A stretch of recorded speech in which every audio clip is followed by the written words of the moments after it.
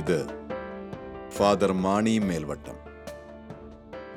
വിശ്വാസതീഷ്ണമായ ജീവിതം കൊണ്ട് ഒരു ജനതയെ മുഴുവൻ ഒരുമിപ്പിക്കുന്ന ഇടയശ്രേഷ്ഠൻ. കാസർഗോഡ് സപ്തഭാഷാ സംഗമഭൂമി, വിഭിന്ന സംസ്കാരങ്ങളുടെ ഭൂമിക. പൂർവചരിത്ര സ്മരണകൾ ഉറങ്ങുന്ന കാസർഗോഡിന്റെ മണ്ണിൽ ക്രിസ്തീയ കുടിയേറ്റത്തിന്റെ വേരുകൾ വളരാൻ തുടങ്ങിയിട്ട് അധികമേറെ കാലമായിട്ടില്ല. 1980കളുടെ അവസാനമാണ് കാസർഗോഡിന്റെ മണ്ണിൽ മരുപ്പച്ച തേടിയിറങ്ങിയവരുടെ കുടിയേറ്റ ചരിതം ആരംഭിക്കുന്നത്.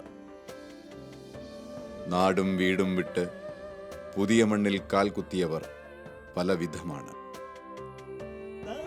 തലശ്ശേരി അതിരൂപതയുടെ ഭാഗമായ കാസർഗോഡ് ഇന്നും ക്രിസ്തീയ പിന്നോക്ക മേഖലയാണ്. കർണാടക സംസ്ഥാനത്തോട് ചേർന്ന് കിടക്കുന്ന കാസർഗോഡിൽ കൊങ്ങിണി ഭാഷയിൽ ലത്തീൻ കുർബാനയാണ് അക്കാലത്തുണ്ടായിരുന്നത്. ഒരു മലയാളം കുർബാന ഇവർക്ക് സാധ്യമാകുന്നത് വർഷത്തിലൊരിക്കൽ നാട്ടിൽ പോകുമ്പോഴായിരുന്നു. അതുമല്ലെങ്കിൽ അന്നത്തെ ഏക ധ്യാനകേന്ദ്രമായ കോട്ടയിൽ പോകുമ്പോഴായിരുന്നു. ഏതു കുടിയേറ്റ പ്രദേശത്തെയും പോലെ കാസർഗോഡിന്റെ കുടിയേറ്റ ചരിത്രത്തിലും നോവുകാലത്തിന്റെ കഥനങ്ങൾ പറയാനുണ്ട്. കാട്ടാറും കാട്ടുമൃഗങ്ങളും വിഹരിച്ച കാനനഭൂവിലേക്ക് സ്വപ്നങ്ങൾ ചുമടായി ചുമലിലേറ്റി കൊണ്ടുവന്ന സ്വപ്നാടകർ, വിതച്ചത് കൊയ്യാനാവാതെ പകലിരിവുകളിലേക്ക് പകച്ചു നോക്കിയ ആ കാലം, പ്രകൃതിയുടെ പകിടകളിക്ക് മുന്നിൽ പരാജയപ്പെട്ട് പടിയിറങ്ങി പുതിയ മരുപ്പച്ചകൾ തേടി ചിലർ യാത്രയാകുമ്പോഴും ഈ ഭൂവിൽ വിതച്ചത് താൻ കൊയ്യും എന്നുറപ്പോടെ ബാക്കി വന്നവർ മുന്നിട്ടിറങ്ങി.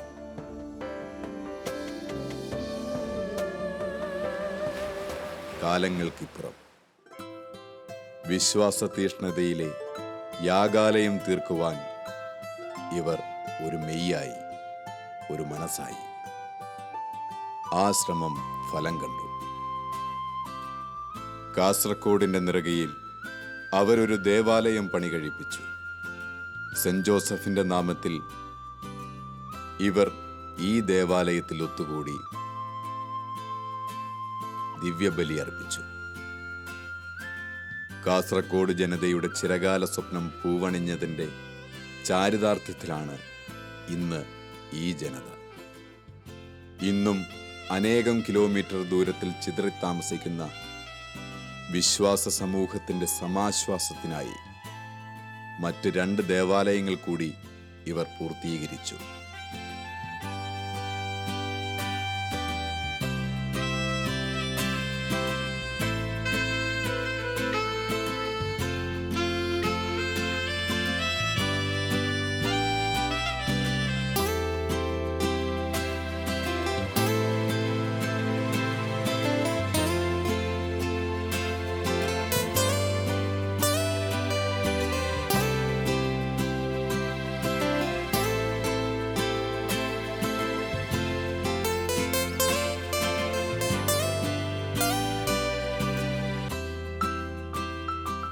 ആത്മീയ ദാഹാർത്തരായ ഈ ജനതയ്ക്ക് പുതിയ ദൈവീക ദർശനങ്ങൾക്ക് ഈ ദേവാലയം വഴിയൊരുക്കി.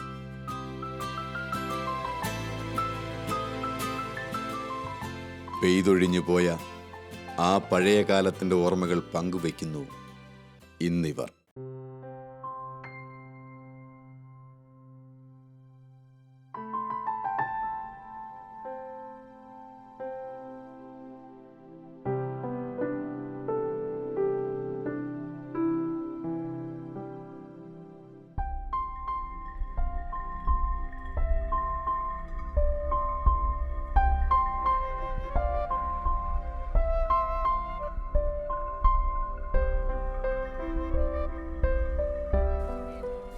നമ്മൾ സപ്തഭാഷകളുടെ ഭൂമിയാണ് കാസർഗോഡ് ജില്ല. ഈ കാസർഗോഡ് ജില്ലയിൽ അറിയപ്പെടുന്ന നദിയാണ് ചന്ദ്രഗിരി. ആ ചന്ദ്രഗിരി പുഴയുടെ പ്രദേശത്താണ്, അത് ഉൾക്കൊള്ളുന്ന പ്രദേശത്താണ് നമ്മുടെ പരിപാവനമായിട്ടുള്ള ഈ സെൻറ്റ് മേരീസ് പള്ളി സ്ഥിതി ചെയ്യുന്നത്. 2011 ഏപ്രിൽ മാസമാണ് നമ്മുടെ ഈ പരിപാവനമായ ദേവാലയം ഈ ദേശീയ പാതയോരത്ത് സ്ഥാപിതമായത്. അന്നത്തെ തലശ്ശേരി അതിരൂപതാധ്യക്ഷൻ മാർ ജോർജ് വലിയമറ്റമാണ് ഈ പള്ളിയുടെ കൂദാശകർമ്മം നിർവഹിച്ചത്. തുടർന്നിങ്ങോട്ട് ആ സമയത്ത് ഈ പള്ളിയുടെ ഇടവക വികാരിയായിരുന്നത് ഫാദർ ആൻ്റണി പുന്നൂരും ആയിരുന്നു. തലശ്ശേരി സോഷ്യൽ സർവീസ് സൊസൈറ്റിയുടെ ഡയറക്ടറും രൂപതയുടെ വിവിധ രംഗങ്ങളിൽ പ്രവർത്തന പരിചയമുള്ള ഫാദർ മാണി വേൽമട്ടമാണ് ഇന്ന് നമ്മുടെ ഈ ഇടവകയെ നയിക്കുന്നത്. അദ്ദേഹത്തെ സഹായിക്കുന്നത് ഫാദർ ആൻ്റണി വെട്ടിയാങ്കലാണ്. ഇന്ന് നമ്മുടെ ഈ ഇടവകയിൽ ഈ ഇടവകാംഗങ്ങളോടൊപ്പം തന്നെ വളരെ സജീവമായി MSI കോൺഗ്രിഗേഷനിൽപ്പെട്ട സിസ്റ്റേഴ്സാണ് നമ്മുടെ ഈ ഇടവകയിൽ നമ്മോടൊപ്പം സേവനമനുഷ്ഠിക്കുന്നത്. നമ്മുടെ ഈ ചെറിയ ഇടവകയെ നമുക്ക് അതിൻ്റെ എങ്ങനെ ഇത് സ്ഥാപിതമായി എന്നുള്ളതിനെക്കുറിച്ച് നമുക്ക് അതിൻ്റെ പിന്നിലേക്കുള്ളൊരു അല്പം ചരിത്രം ചികഞ്ഞു നോക്കാം. 2004 നമ്മുടെ ഈ ഇടവകയ്ക്ക് ആവശ്യമായിട്ടുള്ള ഈ ചെറിയ ഇടവകയ്ക്ക് ആവശ്യമായ 2 ഏക്കർ സ്ഥലം തലശ്ശേരി അതിരൂപത നമുക്ക് വാങ്ങി നൽകിയത്. തുടർന്ന് 2005 നമ്മുടെ ഇടവകയിൽ കൂട്ടായ്മയായ വാർഡ് പ്രാർത്ഥനകളിൽ ഇവിടെ ഒരു പൊയിനാഴ്ചയിലൊരു പള്ളിയുടെ ആവശ്യകതയെക്കുറിച്ച് പലതവണ അംഗങ്ങൾ സംസാരിക്കുകയും ഒടുവിലത് ഒരു പള്ളി വേണമെന്നുള്ള തീരുമാനത്തിൽ എത്തിച്ചേരുകയും ചെയ്തു. ആ സമയത്ത് ഇടവക വികാരിയായി ഇവിടെ സേവനമനുഷ്ഠിച്ചിരുന്നത് ഫാദർ തോമസ് ആമക്കാട്ടാണ്. അദ്ദേഹത്തിൻ്റെ നേതൃത്വത്തിൽ പള്ളി പണിയുടെ ഒരു രൂപരേഖ തയ്യാറാക്കുന്നതിനാവശ്യമായിട്ടുള്ള നടപടികൾ സ്വീകരിച്ചു. ഫാദർ ആൻ്റണി പുന്നൂരിൻ്റെ നേതൃത്വവും ആ സമയത്ത് ഇവിടെയുള്ള പള്ളി കമ്മിറ്റി അംഗങ്ങൾ ചുമതലപ്പെടുത്തിയ ജോസ് മണ്ണൂർ, ബേബി തൊട്ടിയിൽ, ചാക്കോ മാന്നങ്കരി, ജോസ് പരിപ്പിറ്റത്തോട്ടം തുടങ്ങിയ കമ്മിറ്റി അംഗങ്ങളുടെ നേതൃത്വത്തിൽ ഈ പള്ളിയുടെ നിർമ്മാണ ജോലികൾ ആരംഭിച്ചു. 3 വർഷം കൊണ്ട് നിർമ്മാണ ജോലികൾ പൂർത്തിയാക്കി. 2011 ഏപ്രിൽ മാസം ഈ പള്ളിയുടെ വെഞ്ചരിപ്പ് കർമ്മം നടന്നു. 2011 ഏപ്രിൽ 10 സെൻറ്റ് മേരീസ് പൊയിനാച്ചി ഇടവക സ്ഥാപിതമായത്. തുടക്കത്തിൽ ഏകദേശം 10-18 കുടുംബങ്ങളെ ഇവിടെ ഉണ്ടായിരുന്നുള്ളൂ. എങ്കിൽ ഇപ്പോൾ 10-30 കുടുംബങ്ങളോളം ഉണ്ട്. ഞങ്ങളിവിടെ സജീവമായി പ്രവർത്തിക്കുന്നത് സൺഡേ സ്കൂള്, മാതൃവേദി, ഇങ്ങനെ മിഷൻ ലീഗ് എല്ലാ സംഘടനകളും സജീവമായിട്ട് തന്നെ പ്രവർത്തിക്കുന്നുണ്ട്.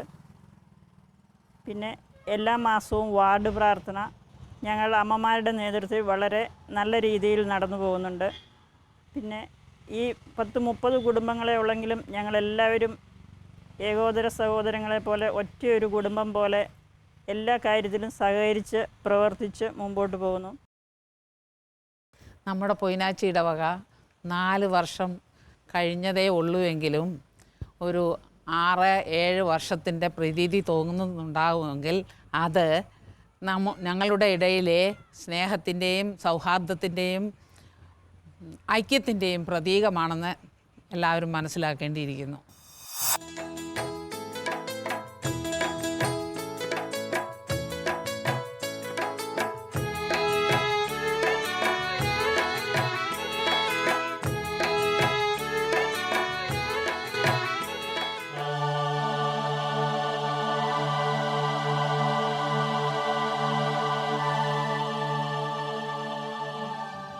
കേൾക്കുവിൻ, ഒരു വിതക്കാരൻ വിതയ്ക്കാൻ പുറപ്പെട്ടു.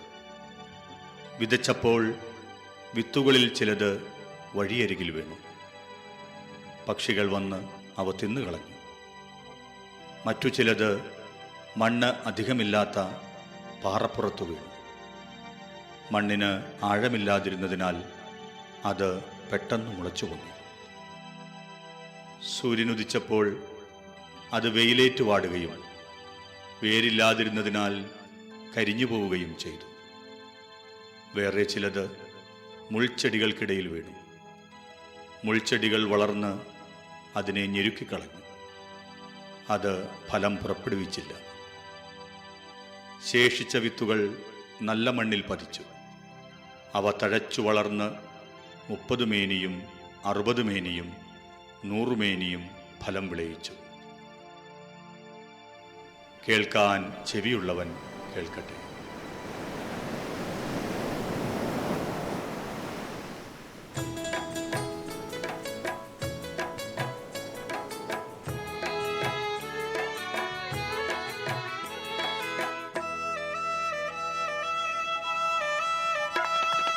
കടലിനക്കരെ പോണോരേ കാണാ പൊന്നിന് പോണോരേ, കടലിനക്കരെ പോണോരേ കാണാ പൊന്നിന് പോണോരേ, പോയി വരുമ്പോഴെന്തു കൊണ്ടുവരും, കൈ നിറയെ പോയി വരുമ്പോഴെന്തു കൊണ്ടുവരും.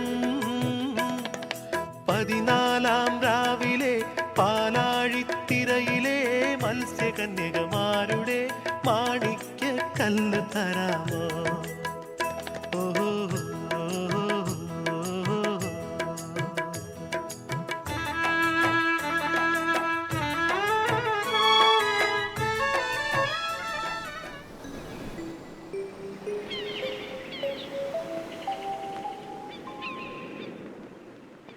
അന്നക്കുട്ടിയെ, നേരം വെളുത്തിട്ട് എത്ര നേരമായിരുന്നോ? നീ ഇതെന്തെടുക്കുവാണ്? ഇപ്പോഴാണ് ആ പാത്രം കഴുകണത്? അതെന്തു വർത്തമാനമാണ് പറയേ നീ പറയണത്? ഇത് ഇന്നലത്തെ പാത്രമൊന്നുമല്ല, കാലത്ത് കാപ്പി കുടിച്ചതിൻ്റെതാണ്. എൻ്റെ അന്നാമ്മേ, ഇതെന്ത് കളിയാണ്? കാലത്ത് കടലമ്മ എണീക്കണേന് മുമ്പ് നീ എണീറ്റ?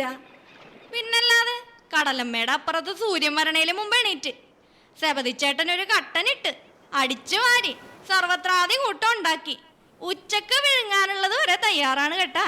നീ ഇതെന്തു ഭാവിച്ചോണ്ടാണ് സ്ത്രീകള് മാടുപോലെ പണിയരുതെന്ന് നമ്മുടെ സലോമി പറഞ്ഞത് നീ മറന്നാ? സലോമിക്ക് അങ്ങനെ വല്ലതും പറയാം, അവൾ ഒരു മടിച്ചിയല്ലേ. ഇന്നാ പച്ചമീൻ നിന്നേളാൻ പറഞ്ഞാൽ അതുപോലെ ചെയ്യുന്ന ഒരു കെട്ടിയോനും. അവനൊക്കെ മുക്കുവനാണോ? എടി മറിയേ, ചായ എടുക്കട്ടെ? വേണ്ട. അതെന്താണ്? പല്ല് തേച്ചിട്ടില്ലാന്ന്. നല്ലൊരു മണം വരണത് വെറുതെ അല്ല കേട്ടാ. ഞാൻ വിചാരിച്ചു മീൻ ചീഞ്ഞതായിരിക്കുമെന്ന്. എന്തോരു മണമാടിയത്. പിന്നെ സബതി ചേട്ടന്റെ അത്രയില്ല. അതെങ്ങനെ നിനക്കറിയാടി?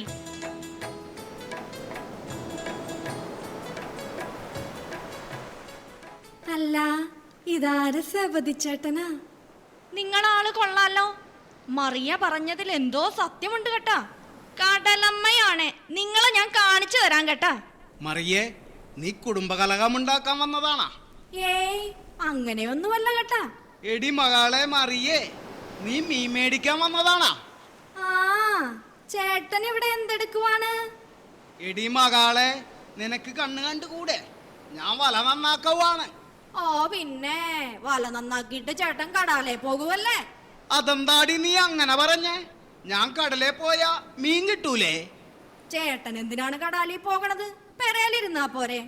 എന്തിനും ഏതിനും വന്ന 2 പിള്ളേരുടെ തന്തയല്ലേ? ഒരു വാക്ക് പറഞ്ഞ അവരപ്പന് സ്രാവിനെ കൊണ്ടു തരൂലേ? സ്രാവല്ല മകളെ, തീമീങ്കലത്തെ കൊണ്ടുതരും.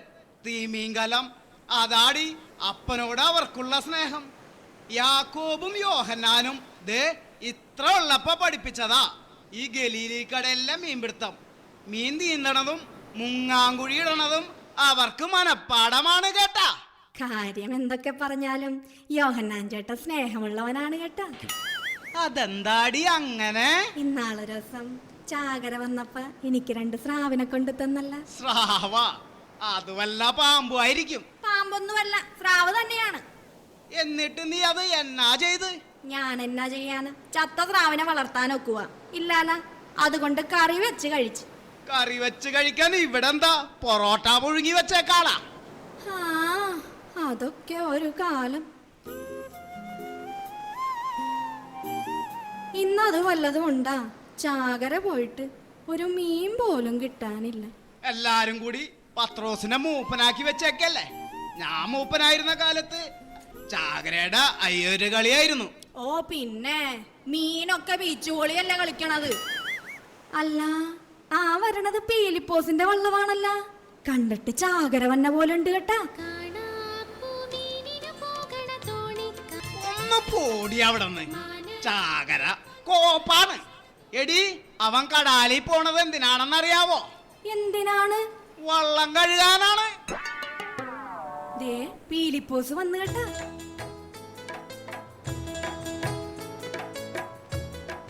മകാനെ പീലിപ്പോസേ, എന്താണപ്പ? മീൻ വല്ലതും കിട്ടിയാ? മീനാ? മീൻ പോയിട്ട് മീൻ്റെ പൂട പോലും കിട്ടിയില്ല. മീനല്ലേലും പൂടയില്ല കേട്ടാ.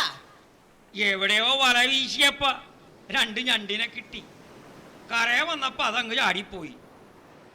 ചുമ്മാതെങ്ങും പോയാ മീൻ കിട്ടൂല. പീലിപ്പോസേ, മീൻ കിട്ടണേല് കടലിന്റെ താളം അറിയണം, രാഗം അറിയണം, ശ്രുതി അറിയണം. രാഗവും താളവും അറിയാൻ ആശാനന്ദ സംഗീത വിദ്വാനാ. അല്ലേലും എനിക്ക് മീനെ പിടിക്കാൻ അറിയില്ലല്ല. അല്ല, ഇതാരും അറിയാം. നീ മീൻ മേടിക്കാൻ വന്നതാണാ? പിന്നെ മീൻ കൊട്ടയും കൊണ്ട് ലഡുവാണോ മേടിക്കണത്? വെറുതെ ഓരോന്ന് മേടിച്ചു. അല്ല, നിങ്ങളാരും വരുന്നില്ലേ? എങ്ങോട്ടാണ് പീലിപ്പോസേ? അറിഞ്ഞില്ലേ? യേശു അവിടെ പ്രസംഗം തുടങ്ങിയെന്ന്. എല്ലാവരും വട്ടമിട്ടിരിപ്പാണ്. ഞാൻ പോണു. ഒന്നും പറ്റിയില്ലല്ലോ, ഒരു ചായയെങ്കിലും കിട്ടുമല്ലോ, അത് മതി.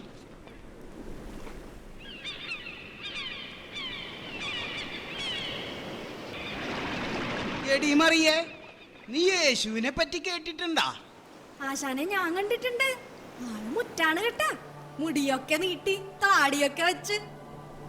എടി മകാളെ, അങ്ങനെയൊന്നും പറയരുത് കേട്ടാ. ദൈവപുത്രനാണ് അവൻ, ദൈവപുത്രൻ. ദൈവപുത്രനാ? അതേ മകാളെ, ആദത്തിനും ഔവായ്ക്കും യഹോവ വാഗ്ദാനം ചെയ്തില്ലേ? എന്ന്? കഷ്ടം, പോത്തുപോലെ വളർന്നിട്ടും വേദപുസ്തകം വായിച്ചിട്ടില്ലാകാം. ആശാൻ വായിച്ചിട്ടുണ്ടാ? ആ, ഇവിടെ ആരാണ്ട് പറഞ്ഞു കേട്ടതാണ്. അത് ശരി. പോയി വരുമ്പോഴെന്ത് കൊണ്ടുവരും? മനുഷ്യനെ തീർന്നില്ലേ നിങ്ങളുടെ വർത്തമാനം? എന്റെ കടലമ്മേ, ഇനി നാളെ നിങ്ങൾ അന്നക്കുട്ടിക്ക് വേറെ മറിയേ ഇങ്ങ് എടുക്കുവോ? എന്റെ അന്നക്കുട്ടി, തിരയും തിരമാലയും പോലെ ബന്ധമല്ലേ നമ്മൾ രണ്ടുപേരും. ഒരിക്കലും അകന്നിരിക്കില്ല കേട്ടാ. വയസ്സാകാലത്ത് നിങ്ങളുടെ ഒരു പഞ്ചാര വർത്തമാനം. ഞാൻ പോണ്. എവിടെ? യേശു ഇന്ന് നേരത്തെ പ്രസംഗം തുടങ്ങിയെന്ന്. ആഹാ, ഇപ്പം എന്നെക്കാളും വലുത് നിനക്ക് യേശുവാണാ? എന്തിനാ സ്നേഹിക്കുന്നത്? ഇന്നലെ യേശു പറഞ്ഞു വിവാഹം ഭൗതികമാണെന്ന്. സ്വർഗത്തിൽ കെട്ടീരും കെട്ടിക്കലും ഭാര്യയും ഭർത്താവും കളിയൊന്നുമില്ലെന്ന്. ആഹാ, അത് കൊള്ളാല. ഈ വള്ളം കളി അടുത്ത ലോകത്തുമുണ്ടേൽ മനുഷ്യൻ തുലഞ്ഞേനെ കേട്ടാ. ഇതിന് മറുപടി ഞാൻ വന്നിട്ട് പറയാം. യേശു പറഞ്ഞു ക്ഷമിക്കണമെന്ന്. രാവിലേക്ക് കഞ്ഞിയും കറിയും കാലാക്കിയിട്ടുണ്ട്. നേരത്തിനെടുത്ത് കഴിച്ചേക്കണം. മക്കള് വന്നാ എടുത്ത് തിന്നാൻ പറയണം കേട്ടാ. ഞാൻ പോണ്. ആ ശരി. എന്തോന്ന് ശരി? മറിയെ പറഞ്ഞു വിട്ടിട്ട് വേഗം വല നന്നാക്ക് മനുഷ്യനെ. നിനക്കറിയോടി മറിയേ, എന്റെ അന്നക്കുട്ടി അവക്ക് കടലിന്റെ സ്വഭാവ. ഇടയ്ക്ക് പെട്ടെന്ന് ദേഷ്യപ്പെടും, പെട്ടെന്ന് കരയും. പക്ഷേ ആഴക്കടല് ശാന്തായ പോലെ അവളെ അടുത്തറിഞ്ഞ ആള് ശുദ്ധ ഭാവ. അവളാ എനക്കട ജീവിതത്തിന്റെ സൗഭാഗ്യം. ഹോ പിന്നെ എന്നാടി സുഖിച്ചില്ലേ? കെട്ടിയോനില്ലാത്ത നിനക്കത് പറഞ്ഞാ മനസ്സിലാകില്ല. നീ അകമ്പോയ കക്കായല്ലേ? ദേ എന്റെ വായിന്നൊന്നും കേൾപ്പിക്കരുത്. ചൂടാകല്ലേ മറിയേ. ദേ, ഞാൻ നേരത്തെ പറഞ്ഞ കാര്യം പുറത്താരോടും പറയണ്ട കേട്ടാ. ഏത് കാര്യം? എടി, മനുഷ്യന്റെ രക്ഷയ്ക്ക് വേണ്ടി അയക്കപ്പെട്ടവനാണ് യേശു. നീ അതാരോടും പറഞ്ഞേക്കല്ലേ. അതെന്താണ് ആശാനെ? പറഞ്ഞ കഴുത്തിനു മീതെ തല കാണേല. ആ നിയമജ്ഞരും പരിസരും ഒക്കെ നോക്കി നടക്കുവാണ്ട. ആശാൻ എന്താണ് ഈ നോക്കണത്? എടി, ഇന്നലെ രാത്രി പുറംകടലെ പോയതാണ് എൻ്റെ മക്കള്. ഇതുവരെ തിരിച്ചു വന്നിട്ടില്ല. ഓ പിന്നെ പുറംകടലല്ലേ, കിണറൊന്നും അല്ലല്ല. ആശാൻ പേടിക്കാതിരി. എടി, എൻ്റെ മക്കളെന്ന് പറഞ്ഞ എനിക്ക് ജീവനാണ്. എൻ്റെ ഇടം കൈയും വലം കൈയുമാണ്. യാക്കോബും യോഹന്നാനും അവരില്ലേ സെബദിയില്ല കേട്ടാ. അത് പിന്നെ എനിക്കറിഞ്ഞുകൂടെ ആശാനെ. മക്കളെ പറ്റി പറയുമ്പോ ആശാന് 100 നാവാണല്ല. ചാകര കടപ്പുറത്തിനി ഉത്സവമായി, ഹേ ചാകര തെരപ്പുറത്തിനി മത്സരം. എടി മറിയേ, മീൻ വേണ വേഗം ചെല്ല്, അവിടെ ചാകര വന്നിട്ടുണ്ട്. ചാകരയാ? എവിടെയാണ് ഫിലിപ്പോസേ? പത്രോസിന്റെ വള്ളത്തേലേ. ആശാനെ, ഞാൻ പോണ്. ഇപ്പം പോയാ മീൻ വല്ലവും കിട്ടും. എടാ പീലിപ്പോസേ, പത്രോസിന്റെ വള്ളത്തേലും ചാകര കിട്ടിയ? അത്ഭുതമാണ് ആശാനെ, അത്ഭുതം. അത്ഭുതമാ? നീയൊന്ന് തെളിച്ചു പറയടാ. അതേ ആശാന്, യേശു ഉണ്ടല്ല, യേശു ഇന്ന് പ്രസംഗിച്ചത് പത്രോസിന്റെ വള്ളത്തിലിരുന്നാണ്. പ്രസംഗം കഴിഞ്ഞപ്പോ യേശു പത്രോസിനോട് പറഞ്ഞ് വലയിറക്കാൻ. അപ്പൊ പത്രോസ് പറഞ്ഞ്, ഞങ്ങ രാത്രി മുഴുവൻ കടാലിരുന്ന് ഒന്നും കിട്ടിയില്ലാന്ന്. പക്ഷെ ഗുരു പറഞ്ഞപ്പോ പത്രോസും അന്ത്രോസും കൂടെ വലയിറക്കി. ചാകരയായിരുന്നു ആശാനെ, ചാകര. നീ പറയണത് സത്യമാണാ? അതേ ആശാനെ, വല പൊക്കാൻ പറ്റാഞ്ഞ് പുറംകടയിലെ മീൻ പിടിക്കാൻ പോയ ആശാന്റെ മക്കള് വന്നാണ് സഹായിച്ചത്. കരയെ വന്നപ്പോ യേശു അവരോട് എന്താ പറഞ്ഞെന്നറിയാവാ? കുളിച്ചിട്ട് വരാനാണാ? ഒന്ന് പോവാ ആശാനെ, നിങ്ങൾ എന്നെ അനുഗമിക്കുമെന്ന്, ഞാൻ നിങ്ങളെ മനുഷ്യരെ പിടിക്കുന്നവരാക്കാമെന്ന്. ആശാൻ എന്തെങ്കിലും മനസ്സിലായ? ഇല്ലല്ലോ. എനിക്കും അതെ. അതെ, ആശാന്റെ പിള്ളേര് വരണം, അവരോട് തന്നെ ചോദിക്ക്. ഞാൻ പോവാൻ.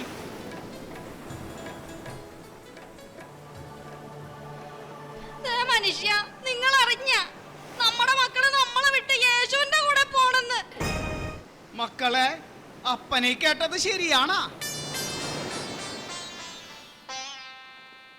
ഞങ്ങ പോവാണപ്പ. ശരിയാണപ്പാ, യേശു ഞങ്ങ വിളിച്ചു. എന്റെ പൊന്നു മക്കളെ, നിങ്ങൾ ഈ അപ്പനെ അമ്മേനെ ഉപേക്ഷിച്ച് പോണേണ? ഞങ്ങൾക്കിത് സഹിക്കാനാവുകയല്ല കേട്ടാ.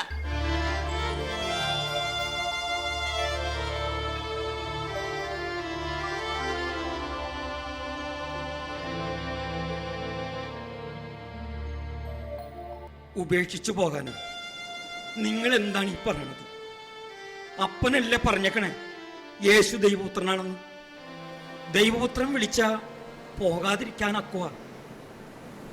അപ്പം വിഷമിക്കൂലെന്ന് പറ. ഞങ്ങ ഈ വള്ളവും മലയും ഉപേക്ഷിക്കുവാണ്. അപ്പന് വിഷമമില്ല മക്കള്, ദൈവപുത്രൻ വിളിച്ചിട്ടല്ലേ. യഹോവേ, ഞാൻ എൻ്റെ മക്കള് നിനക്ക് തരുവാണ്. ചങ്ക് പറിച്ചാണ് തരണത്. നീ തന്നെ കാത്തോണേ. സ്നേഹനാഥ, അബ്രാഹത്തിന്റെയും ഇസഹാക്കിന്റെയും യാക്കോബിന്റെയും ദൈവമേ, എന്റെ ജീവിതം ഒരു ബലിയായി ഞാനിതാ കാഴ്ചയേകുന്നു. കരുണയോടെ സ്വീകരിച്ചാലും. ഞാനിതാ കാഴ്ചയേകുന്നു, സാദരം കാഴ്ച നൽകുന്നു. എന്റെ ജീവിത സർവവും കാഴ്ച നൽകുന്നു. അബ്രാഹത്തിൻ ദൈവമേ, ഇസഹാക്കിൻ ദൈവമേ, യാക്കോബിൻ ദൈവമേ, സ്വീകരിച്ചിടുന്നു